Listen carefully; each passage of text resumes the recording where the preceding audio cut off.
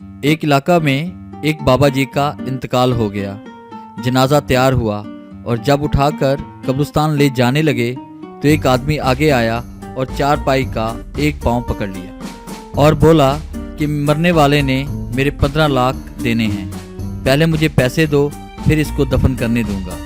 अब तमाम लोग खड़े तमाशा देख रहे हैं। बेटों ने कहा कि मरने वाले ने हमें तो कोई ऐसी बात नहीं की कि वो मकरूज है, इसलिए हम नहीं दे सकते। मुत्तफिक के भाइयों ने कहा कि जब बेटे जिम्मेदार नहीं तो हम क्यों दें। अब सारे खड़े हैं और इसने चारपाई पकड़ी हुई है। जब काफ़ी देर गुजर गई तो बात घर की औरतों तक भी पहुंच गई।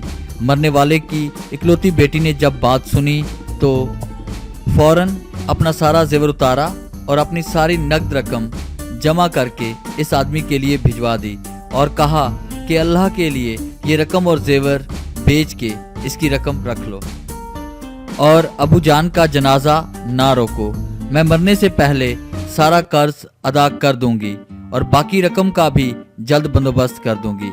अब वो चारपाई पकड़ने वाला शख्स खड़ा हुआ और सारे मजमा को मुखातिब होके बोला, अब मुझे पता चल चुका है इसकी वारिस एक बेटी है। मैंने इसे 15 लाख लेने नहीं बल्कि देने हैं। इसने मुझे एक बार कहा था कि अगर मुझे कुछ हो भी जाए तो मेरे ये रुपये मेरे वारिस तक पहुंचा दें। और इसका वारिस कोई बेटा या भाई नहीं बल्कि इसकी असली वारिस बेटी है। अब भाई और बेटे मुंह उठाकर इधर उधर देखने लगे।